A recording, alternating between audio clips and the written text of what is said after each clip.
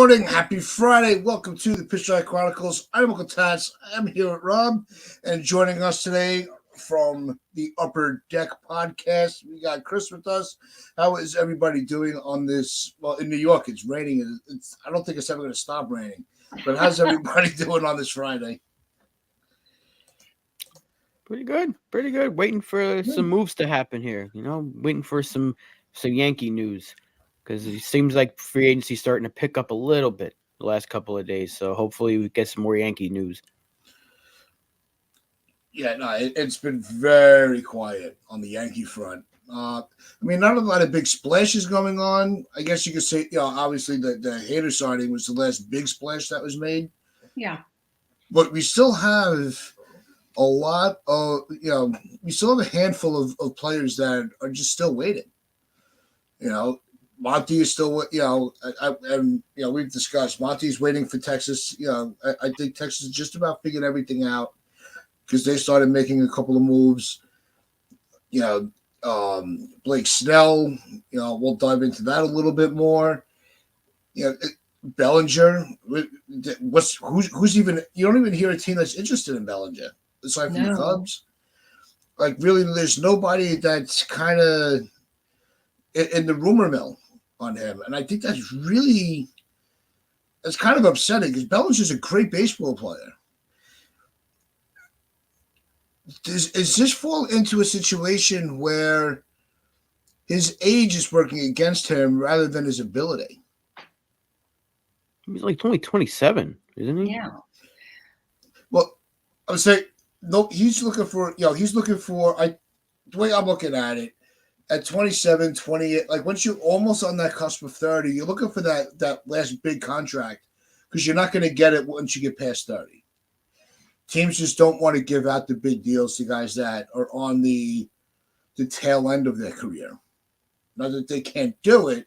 That's what I'm saying. His age rather than his ability might be hurting him a little bit because they're not going to want to give him, a 10-year deal where it goes until he's, 38. And then they have to figure out what to do with him as his age causes his ability to decline. If that makes sense to you guys. Yeah. And do you think that teams are shying away from Bellinger because they're not sure what performance to expect? I mean, he had the good year, the bad year, the good year. What Bellinger would you be, contracting for? I think that's what it is because he was really good first 3 years of his career. He was an MVP, Rookie of the Year. Like he was on Judge level. Like that's how good he was. And then he had a lot of injuries that hurt him. And it's unfortunate because he was so special for a few years. And then last year he showed when he was healthy, he was really good again. So I don't think anyone's going to give him 10, but if he signed for like a 6 or 7 year deal, he goes back into free agency at 34, 35, he can still get another 2-3 year deal at that. We've seen guys over the age of 30 sign for, 1 year deal here and there. So I don't think that's what it is. I think it's the money. He wants a lot of money for one really good season. Yeah. And it's Scott Boras, so it's not surprising at all that that's the reason why we're waiting on him because he should have been signed by now. I thought he would have been a Yankee target if we didn't get Soto. And I think had we not gotten Soto, we probably had Bellinger by now. But the fact that there's only one other team that's really in on him, we heard Toronto a lot, but nothing's happening. So, yeah, I think it's the money, like Damian mentioned. Money is the big thing, and he wants like $200 million plus. I don't think he's going to get that. He's going to have to eventually come back down to earth a little bit. Maybe he signs for like 180, something like that. Maybe 7 years, 180. But that might be his best bet at this point. And I think eventually he's going to have to sign. But this is a Scott Boras issue, man. And we've been saying this for the last few weeks now. It is. Yeah, and I want to get into the chat a little bit. Good morning, everybody that's hanging out with us. We got 30 people in the building. If you haven't already, hit that like button. If you're new to us, hit that sub button. If it's your first time in the chat, drop a 1 in the chat so we can welcome you properly. And we got ABX in the chat. Good morning, Stephen B. What's going on? As always, the man that does not sleep because he might miss a live stream. Jonathan, good morning. We got Joan in the building. How you doing, Joan? We got NFV on the strike zone. What is going on as well? Damien, good morning. We got my guy Dev. Dev, hope you're feeling well. We got CWE in the building. FJ, all the regulars are here. All of them. You guys never disappoint. Frank Rivera, how is everything going? Damian Serrano, there's a lot to go through here. Mike, how's everything going? I had a good time interacting with you in the chat on Hector stream yesterday with TC Steels, Keith McPherson, and Frank. Anthony Garcia, how is everything going? Mike put a comment up I want to get to. Right? And if I can find it. Hey, what's going on, Spencer? We got Mr. Barros in the building. And yeah, you're smart ass LI. What's going on? Good morning. FL Divers in the building. So the one of the comments, and I kind of lost it in the crowd here. Keep it up with the comments. We appreciate it. That Scott Boras is taking an L. And I think teams are starting to getting into a situation where teams are getting fed up with his it almost comes off like a bully tactic where, he kind of tries to force the team's hands to overpay for his clients, which is what his job is. His job is to get the most money for the players that he represents. But are teams starting to kind of wake up to that and be like, you know what? We're not playing your game anymore.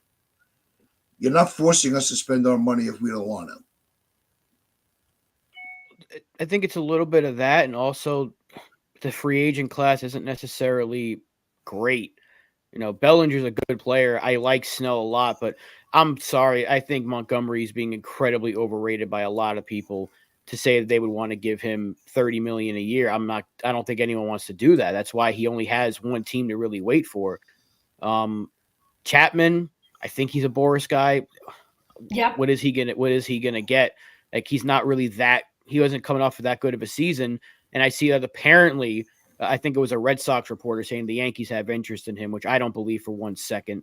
Why would they? They have DJ on the roster for $15 million and Torres making 14. Chapman's going to want at least 15. Why would you want to give him that when you have Torres for one more year, and you have DJ for 3 more years at $15 million? I don't see there being any real interest in Chapman for the Yankees, but these are also all guys besides Bellinger that are 30 or older. They all want a lot of money. They want a lot of years, and teams are like, I don't know about that. It's either one or the other. You're either going to get a lot of years, or you're not going to get as much money, or you're going to get a lot of money and not as many years. So Boras knows what he's doing, obviously, because he's the best in the business, because that's why he has so many clients. But at this point, when you don't have like the greatest crop of free agents, it's not like Juan Soto's unsigned here in the end of January. We're talking about, I think Blake Snell's the best of this group, and I don't know how Bellinger's not signed, but the other guys, I'm not really surprised, because I didn't think there'd be that many teams chomping at the bit to get Montgomery or Chapman. Yeah. Chris, what do you think? Yeah, I was noticing just yesterday evening and today, the Chapman news rumors started heating up. The Yankees are suddenly interested. I guess Susan Slusser from the San Francisco Chronicle started reporting that there were like 6 teams out there interested in Chapman. And I guess I read this morning that she's the same one that said Judge was going to San Francisco back in the day. So obviously she's not the final word on anything. And but Boras is speaking through the press clearly to get his clients' names out there, because I agree with Rob. I try to see what the logic would be of bringing Chapman in, and his offense is not impressive. I mean, his power was down last year, like quite a bit. His home runs were down quite a bit. But he does have the great defense. So I guess if the Yankees wanted to go that route, but I don't see a lot of upside to that. No, No, and I why don't think would we they? have. Yeah, No. we don't need Chapman. No. You know, we have Peraza to play third. We have LeMahieu to play third. You know, we have Cabrera that can play third. You know, so we have players that can fulfill that spot without having to push this, you know, this luxury tax even further out of the, you know, into the stratosphere. I'd rather, if I'm going to blow through Different Chapman, FJ. We're that, talking about Matt Chapman. yeah, Aroldis Chapman signed with Pittsburgh. We're talking about Matt Chapman, FJ. that's all right. I when I first heard that, I got a little confused myself when the headline came out. I'm like, because all of a sudden it was Chapman in Pittsburgh. I'm like, all right, that's a little strange. But I mean, I get like because I forgot about all this. Because you're hearing Chapman and Yankees, you're like, not again. But you know, I get it. I get the No, PTSD, please, not trust again. me. We can't handle another round. You know, having him, you know, three. It was enough for all this. But no, Matt Chapman. No, we don't need anybody at third base. I think we're just fine. Yeah, there's, you know, you don't want to put any. I don't want to go too many on the long-term contracts with free agents because we have significant talent coming through the pipeline. You know, we're going to need a spot for Urias.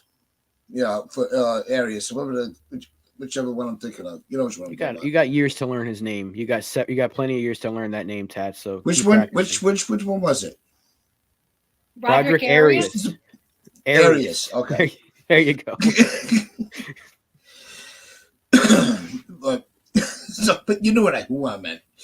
The guy that Elias doesn't want to get rid of.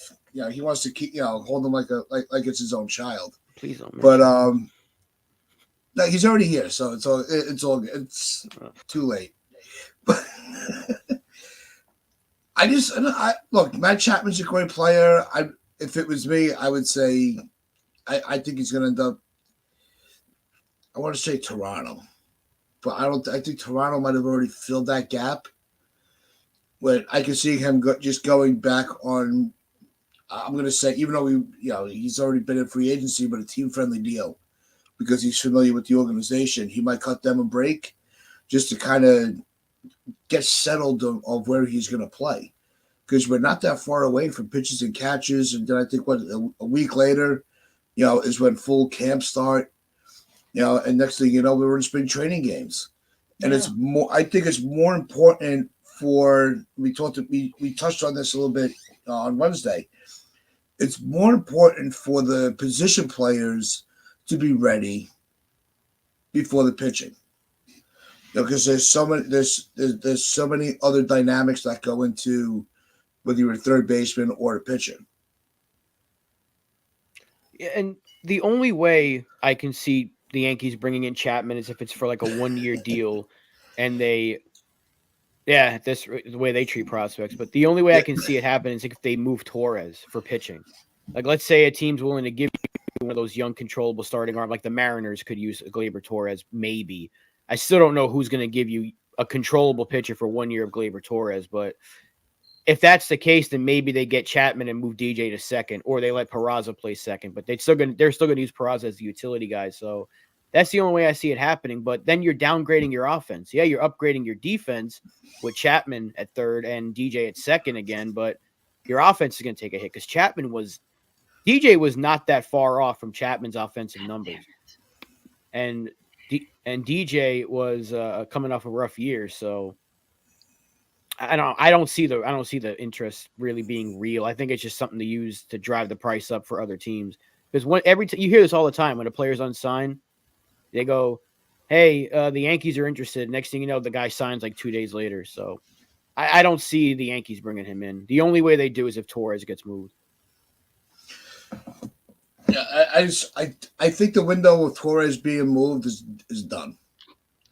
He's unless something comes up that you just one of those, you know, an offer you can't refuse, you know, or a team at the trade deadline that, you know, that's looking for that one extra piece that just wants to get desperate.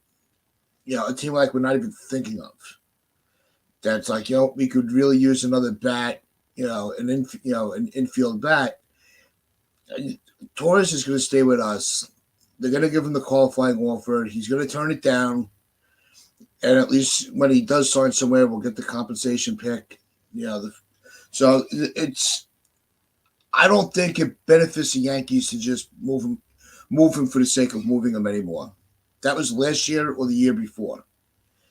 And so especially, it should have been earlier in this offseason after his bounce back.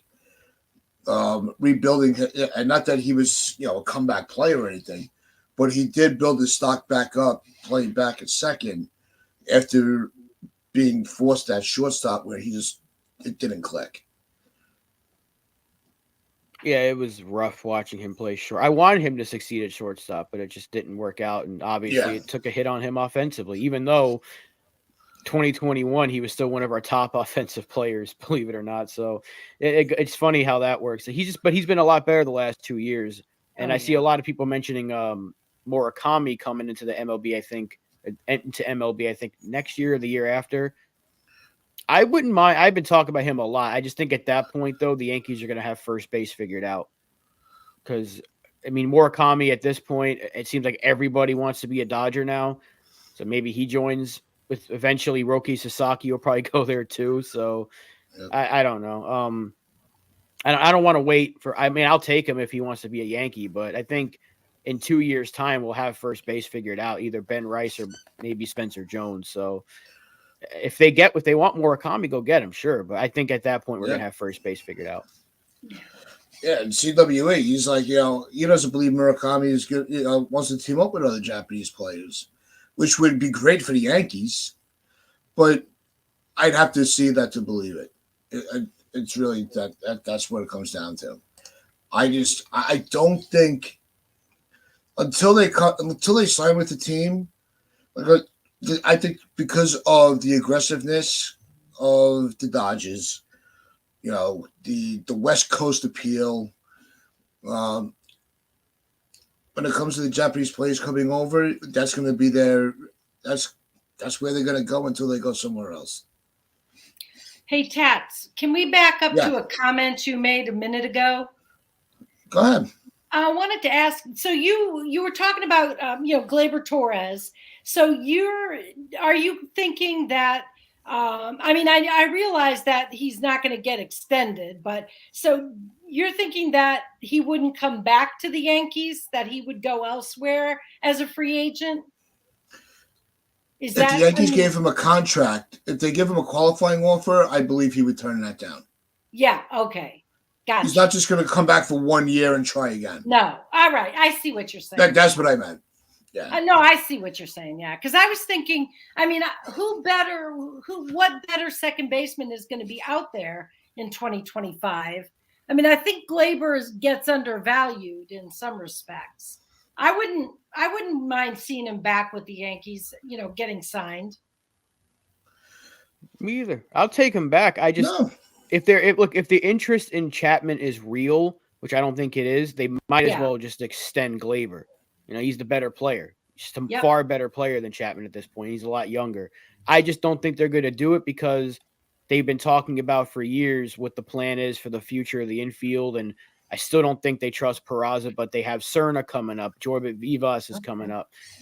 Arias has got to play somewhere, most likely third base if Peraza doesn't get third. So they have too many infielders for them to re-sign Torres. That's why it made more sense to move him last year at the deadline. Right.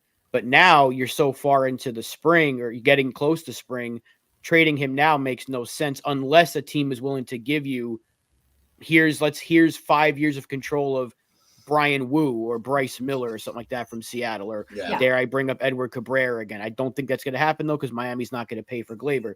So the only team that might take him right now is Seattle, and I don't really see them doing that. So 5 years of control for a rental pitcher, I don't see that happening. So I think at this rate, the route they go with Gleyber is they let him play the year. You still have a really good offensive player. Hopefully his defense is back up to what it was 2 years ago. And you extend him a qualifying offer. He will decline it.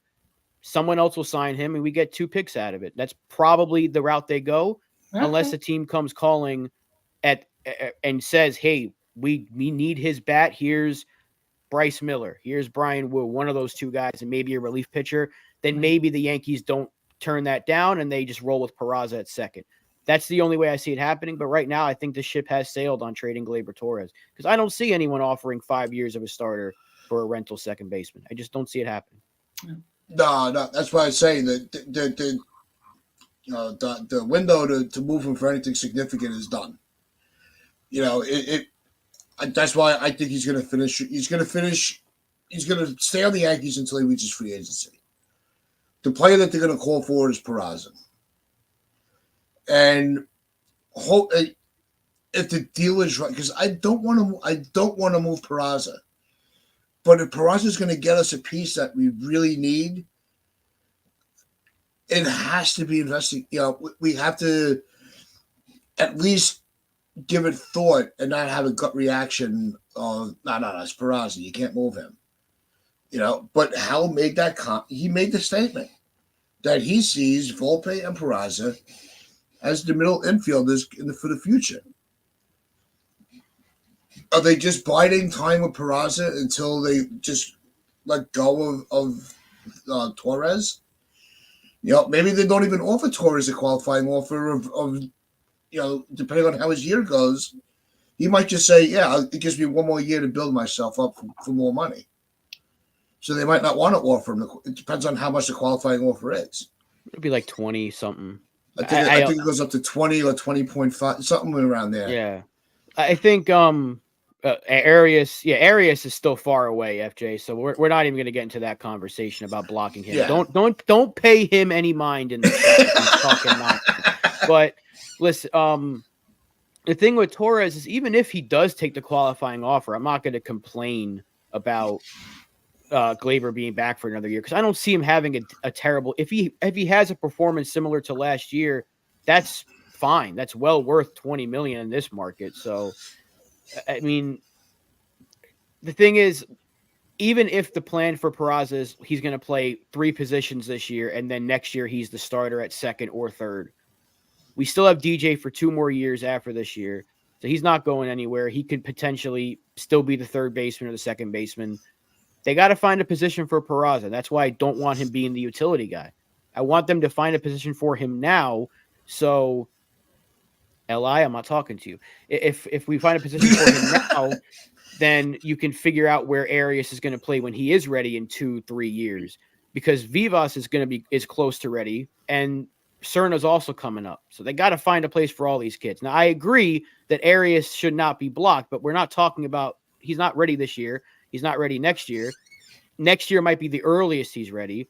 2025 might be the earliest, but I would say more 2026. So we're still talking about 2 years away. There's no reason to be talking about Roderick Arias right now. So again, If you keep it up, I'm warning you. If you keep it up, I'm going to time you out. I'm going to do it. Stop with your nonsense. We're not dealing with you today.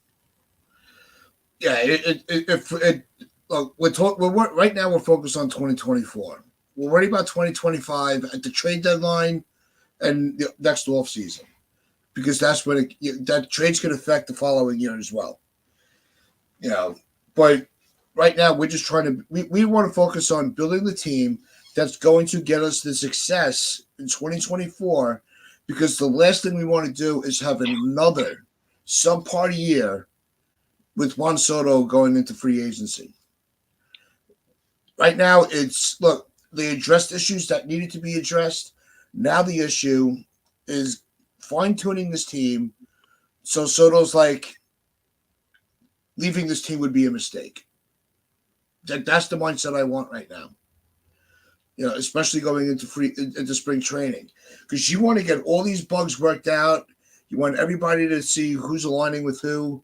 That's what spring training's for. It's not to get in shape anymore like it used to be.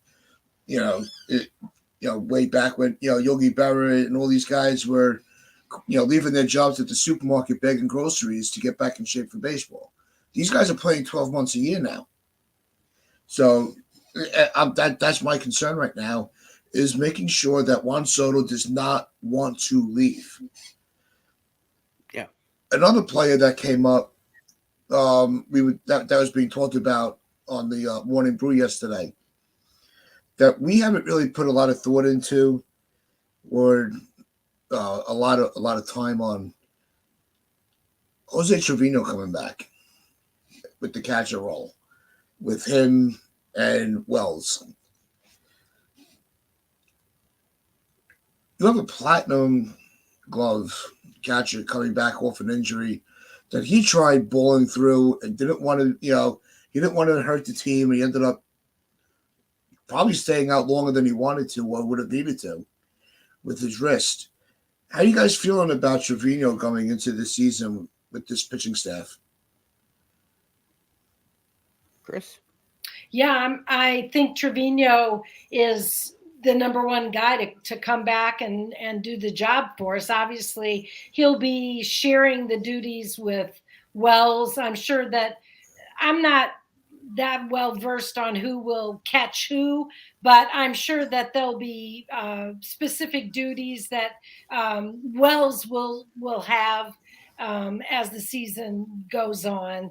But Trevino's got to be the number one guy. His injury is behind him. I hope that his offense is back. If it's not, then I assume we will see more of Wells. But both of them, I'm equally excited. Wells, he had a great end of the year. He didn't start out so hot when he came up last year, but he finished off with, very good numbers last like 8 games. So it's not like the Yankees are going to hand the keys to the kingdom over to him. But at the same time, I read a quote by him recently where he said, if you're coming to this team to be the backup, you're on the wrong team. So he's got the right attitude. He wants to fight to be the number one guy. And I'm sure he will. I mean, I think that it's a great competition.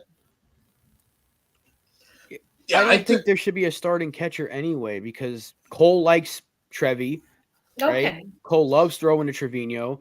Rodon liked throwing to Wells.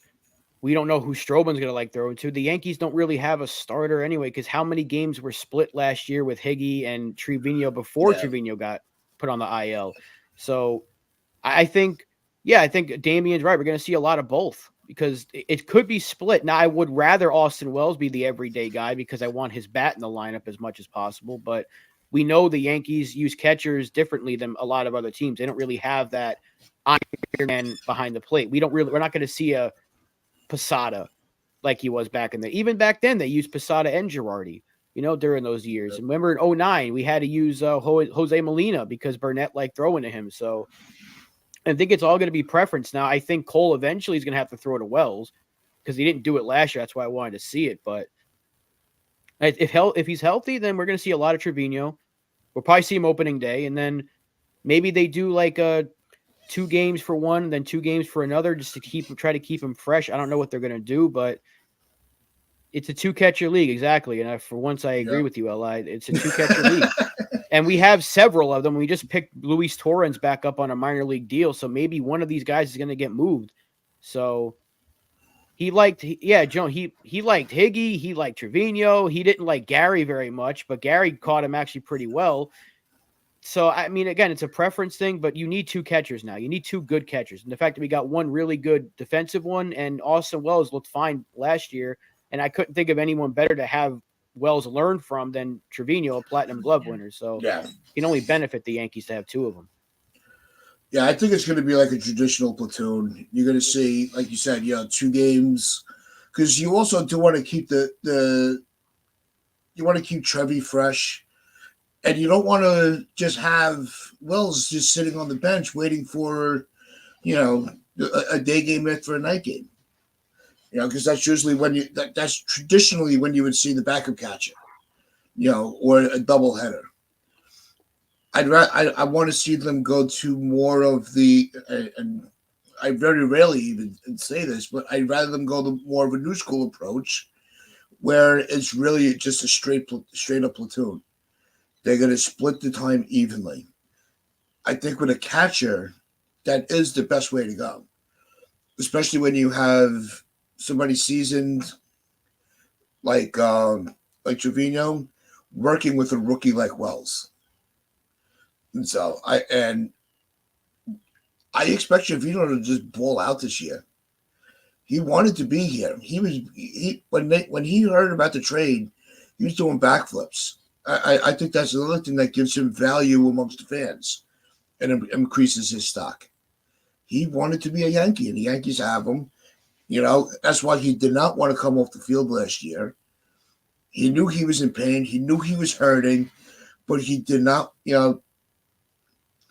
didn't want to let anybody down.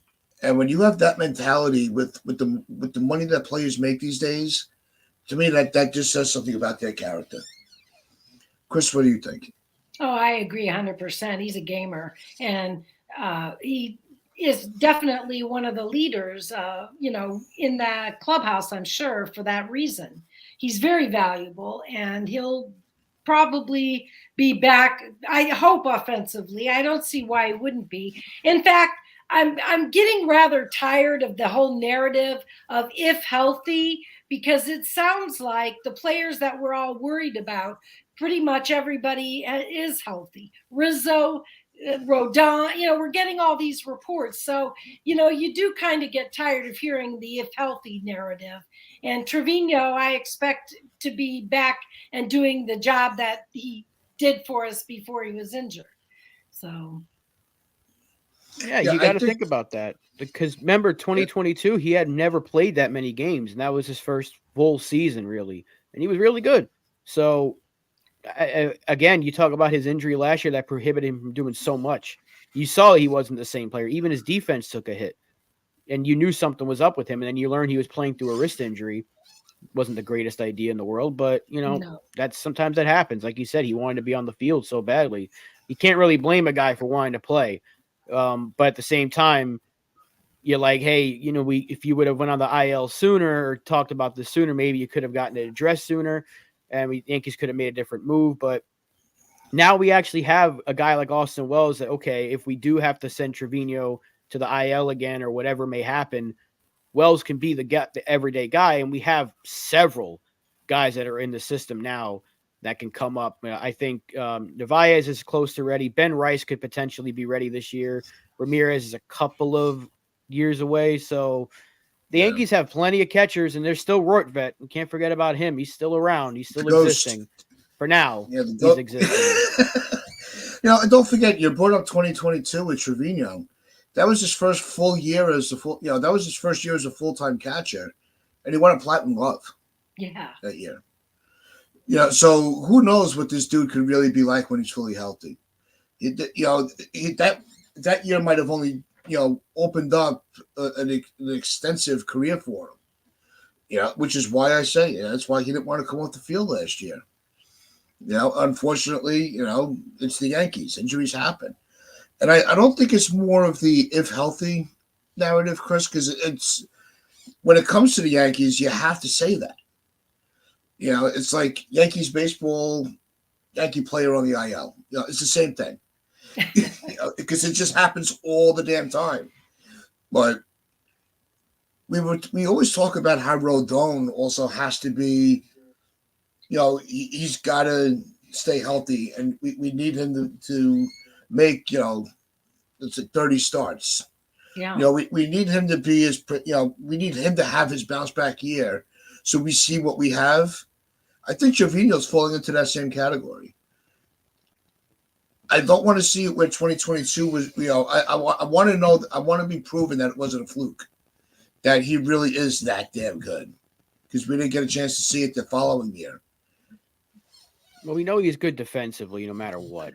Offensively, he's nothing special. Like even 2022, he exceeded expectations, and his numbers weren't that good. So I don't.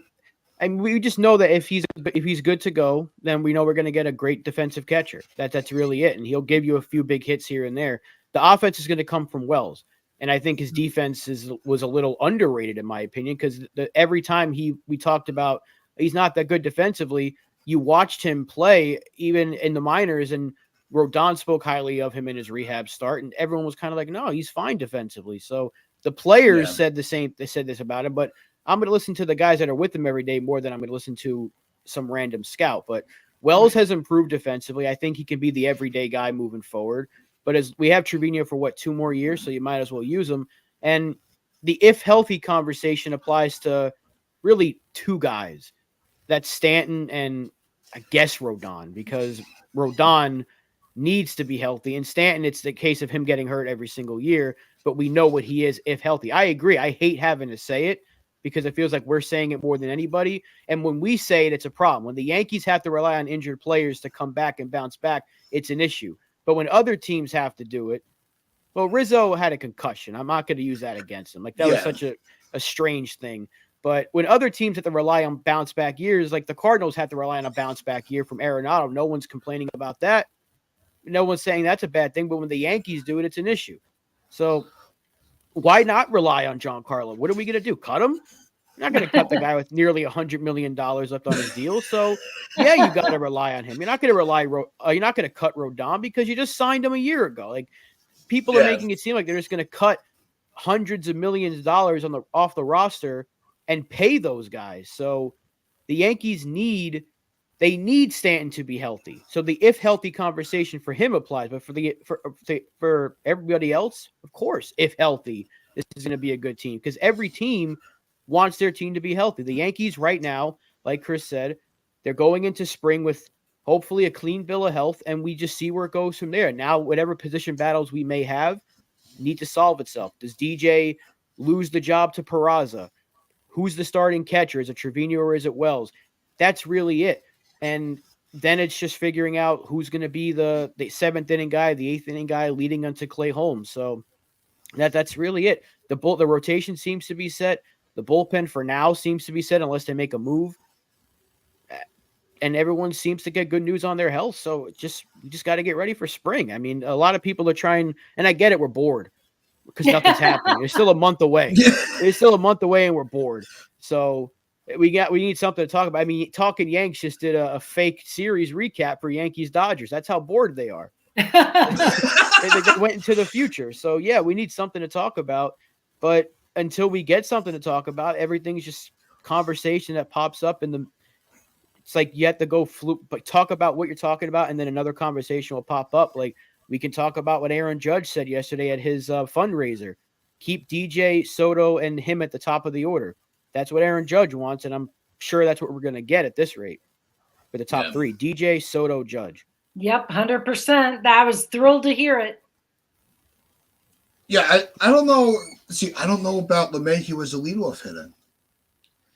I want to maybe to start the season and see where Volpe's at. I want to see Volpe as our leadoff guy. That's I would want to see. I think eventually it'll be Dominguez because of, his pop and his speed. I think this serves well in this day of age. I think the old school leadoff hitter, I think they're too rare. With the on base guy, with that can put the bat on the ball and just set up the middle of the order to bring in a run. The only player we have like that right now is Soto, with the with the patience at the plate, work the pitcher, but you don't want Soto as your leadoff hitter. You want him as your 3 or your 2, 3, or 4. So I want to see Volpe get a shot at it. Because he can be a leadoff hitter. He can be old school. He's got to stop swinging for the fences. Yeah, Volpe, he's going to have an interesting year because defensively, I think we're going to see more of the same. But I'm hoping that I see the projections like Fangraphs. They're projecting him for like something in the 220 range, like 223 or something. I forget exactly. But I mean, even that's not enough. We need more from Volpe, like 250, 260. Yeah. Yeah. Well, that's why I'm saying I'm not going to start. I want to see him eventually get a shot at leadoff. I'm not going to start him at leadoff because I need to see the improvements from last year. Damon was going, to go from 209 to leadoff. No, I'm not putting him. That's what I was saying. Not right away, but I do want to see him get a crack at it, depending on how he's adjusted from last year. Okay. But last year I think with Volpe, I think that's going to be the worst career of his year, worst year of his career. Yeah. There was a lot of pressure put on that kid with a very weak roster, and not everybody is going to be that Jeter type where it's like, I don't care if it's my first game or my 1,000th, I got you. You know, nobody. That's a rare ability. So I think we expected too much from Volpe, especially as the injuries just kept piling on, and he's wrapped it in a lineup around Calhoun and Cordero. You know, what do we expect from him? You know, he was a rookie. There was a lot of pressure on him, yeah, and for now he's the bottom of the order guy. But the thing is, even if he has a great year, right? Well, Dominguez kind of fits that modern day leadoff hitter to a T, and he'll probably be there when he's healthy. Peraza has the ability to be a leadoff hitter with his contact and speed.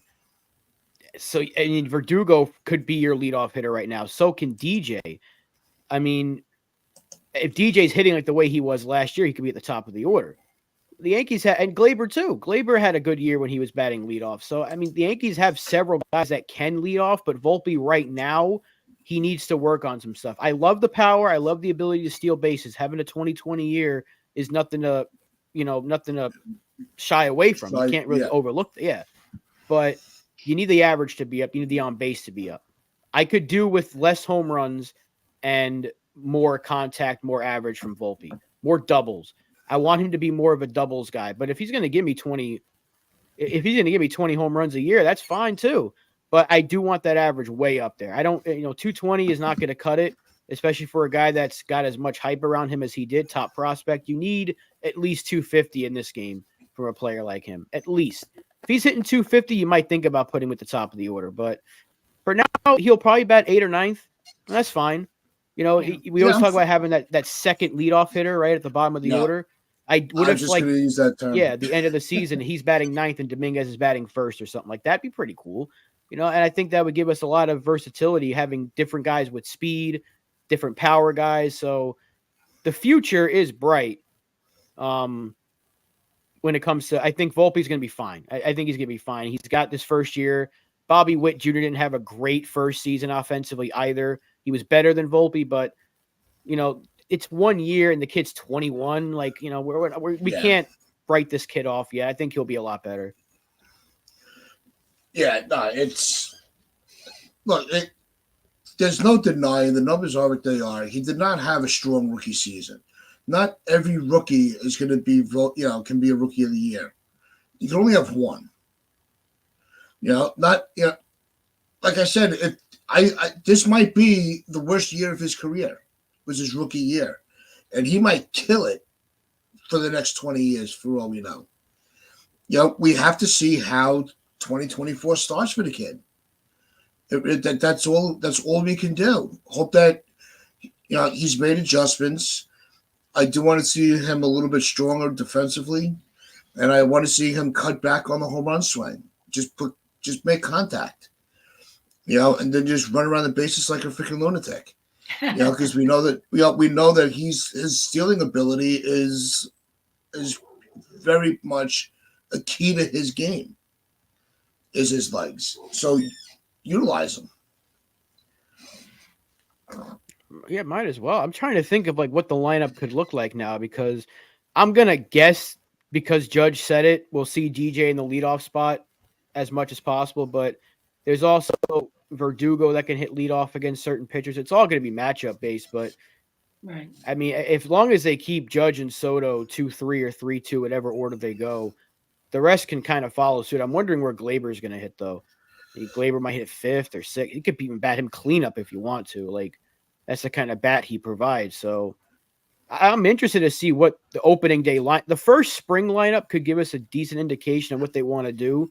But as spring progresses, we could see Peraza overtake DJ. That's what I'm hoping for as the starter at third. But assuming that doesn't happen, opening day could be DJ, Soto, Judge, Rizzo, Stanton, Torres. That's a pretty good top 6. And then you're looking at Verdugo, Volpe, Trevino in the bottom of the order. I think Trevino is going to end up catching. Yeah. I like this comment from FJ. Right? He's agreeing with Joe on the Volpe speed. If he becomes an adept bunter, he can drive the defense crazy. And what I like about this is it brings me back to when, we started calling the team the Bronx Bunters. So it's fun to bring that term back. Jonathan's asking if Jones will be moved quickly this year. We kind of touched on it a little bit Wednesday, and we'll get Chris, in her take in a second. When it comes to Spencer Jones, they already, I think they moved Volpe up fairly quickly, Dominguez fairly quickly, Peraza, Cabrera. With the way that the outfield alignment is set right now, they don't need to rush him this year. And just let him spend the whole year and let him develop. I don't think we're going to see him. He might not even be a September call-up. He shouldn't be. No. Why should he be? Unless they There's no desperately rush. need him. There's unless no room for him. Right. Yeah, exactly. Right now, there's no room for him. But even if unless he's like tearing it up, and he's going to probably start at AA, and he tears it up and goes to AAA and tears it up, and you have no choice, and maybe you move Verdugo or something, then you might think about calling up Jones. But even at that point, Dominguez will be healthy. So I don't see the need to rush him. So let him get a full season and hopefully in AAA this year. And then next spring, you probably have the opportunity to start him in left field or center field or first, like Mazza suggested, which, by the way, you weren't in the chat the other day, Mazza. I wanted to give you credit now that you're here for that article you put up about Spencer Jones and utilizing him the way you mentioned. So very good article. Yep. I'll say it again. If you haven't checked it out, go check it out, NYYU. But yeah, I think that there's multiple ways to use Spencer Jones, but they don't have to use him yet. They don't have to. That's the beauty of why they added 2 outfielders, 3 technically, and you're going to get Dominguez back. They don't need to. Yeah, and the September call-up, Jason Dominguez and Chase. Well, Chase Hampton, I agree with. Jason Dominguez, as soon as he's ready to go, he's on the Major League roster, even if it's going to be July or August. It's not going to be September.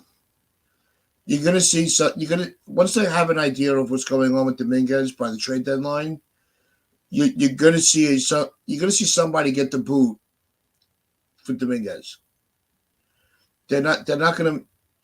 They can't just send him right. Have him just go to the minor leagues until September. I think they're negligent enough. We don't need to add any more names to their negligence. Yeah. Now, Chris, what's your predictions, Chris, with Spencer Jones? What do you see the Yankees doing with him? I agree with what you've been saying. I think that he's probably a couple years away. I'm wondering right now, as you were just talking, when Dominguez comes back, what the outfield alignment's going to look like. I mean, suddenly we have no idea. Outfielders for 3 spots. And so, Spencer Jones, he seems like kind of a faraway problem at the moment. But it's a good problem to have. Don't get me wrong. Yes. Those are the problems you do want. But it does create controversy. Now, I don't think Jones is blocked, CWE. I really don't. The only way he gets blocked is if we get Soto, if we retain Soto. Even then, he's not blocked. He's not blocked. How is he blocked? Well, because you're going to have Soto, Judge, Dominguez, and we're going to have Jones as your 4th outfielder. First base. Let me tell you, whatever you've been talking about. I was kind of setting you up for that one. Exactly. First base is going to be open, and there's a way to use him in both center field and first base, which is, again, I know what I started the other day, but Mazza brought this up in his article. There's a way to use him. So he's not blocked, but we don't need to talk about him right now because he's not ready yet. And when he is ready, then we can have that conversation. But when Dominguez is healthy, you're looking at Dominguez, Judge, Soto. Judge is going to be in center field this year. And if he has a really good year, he'll probably be there next year too. There's no need to move him unless he just can't handle it, which I don't. As long as that toe is good to go, Judge can handle center field. He loves it. He loves center field. He talked about it again last night too. He loves being in center. So put him in center. I don't care where the judge's chambers are. If he wants to be in center field, you put that man in center field.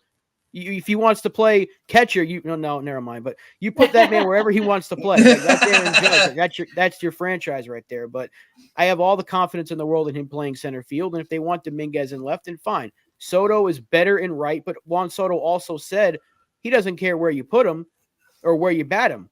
So I would think he might play some left field this year, and he'll play some right field. He's better for right field in Yankee Stadium, so I think you keep him there. And if he's re-signed, which I'm hoping he will be, so you keep him in right. That's your right fielder for the next 10, 12 years, hopefully, Juan Soto. And in about 4 or 5 years' time, Judge will be your DH because he'll be about 36. Stanton will be gone. Dominguez will be in left. And then maybe at that point, Spencer Jones does go to center field. And maybe they do bring in Murakami. Maybe that happens. Murakami plays first and we get Jones at first base for like a year or two. I don't know. Nobody knows. Nobody knows how his body's going to react to center field, JC. Everyone's been saying that for 2 years now. Like, he can't handle center field. His body's going to break down. He got hurt last year. He had his healthiest year in center field. Right. And last year he only got hurt because he ran into a piece of concrete that for some reason is on the field. So, like, and it's still there. He didn't get hurt because he played center. So, I mean, until something there wasn't on the play. Wasn't there another player that had the same issue with the concrete? Wouldn't surprise me. Obviously, not to the same status of a player as Judge, but Judge was not the only one that year that had that problem. I didn't know that. But no, Judge had he had his healthiest and his best year as a freaking center fielder. He had 62 home runs. He played. He was available all the time. He was clutch, and he was a center. And he was a center fielder in amateur ball. So he it's not something new to him. And I think he was also the center fielder in high school. But I don't know. Look, the one thing you're noticing from these guys between Judge and Soto, and to a degree even Torres is all in this year.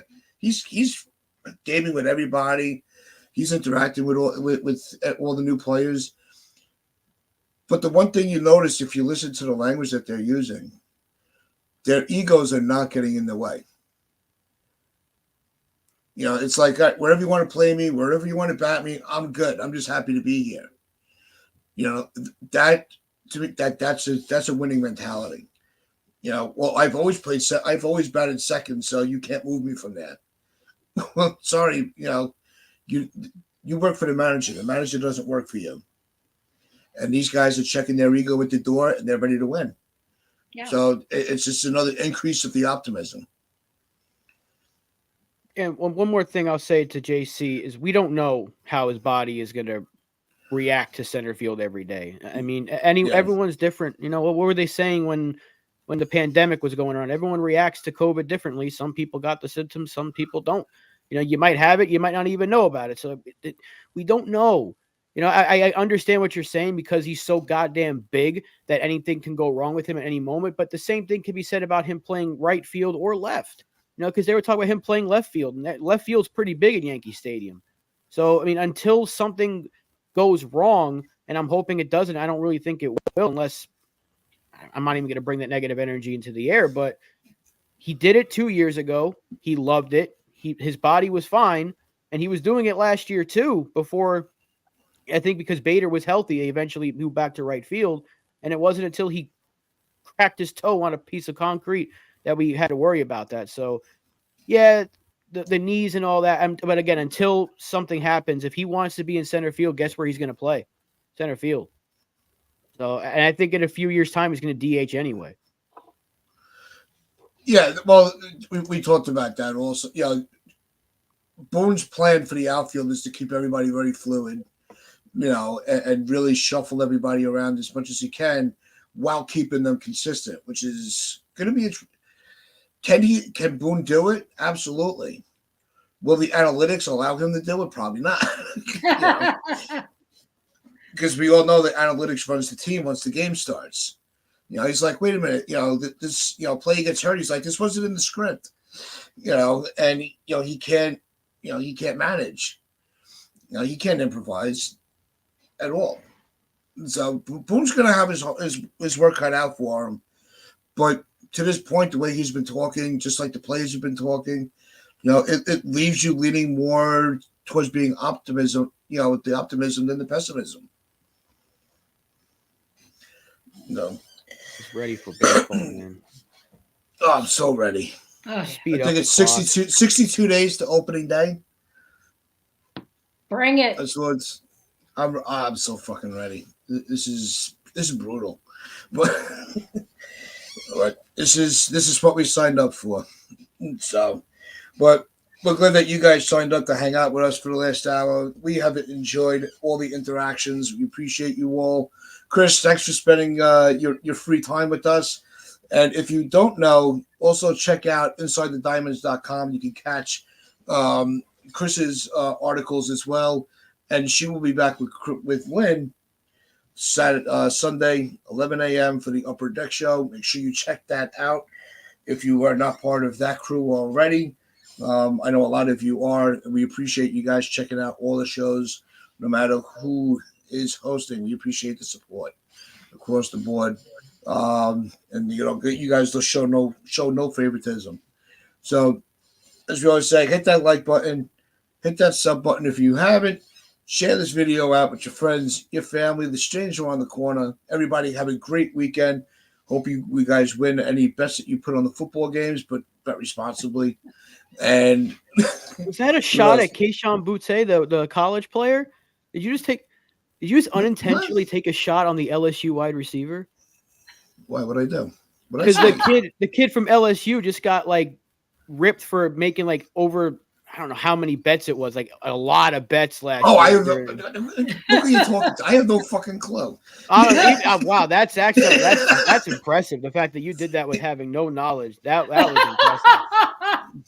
No, I'm saying it as somebody that had a form of gambling problem. Bet responsibly. So that's why I'm saying that. Because this time of the year, people, they there's fewer teams. You want to make your money back that you lost.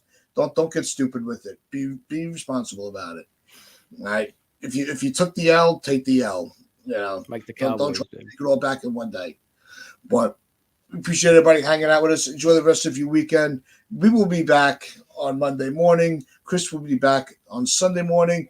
So as we always say, wear your pinstripes of pride and play hard.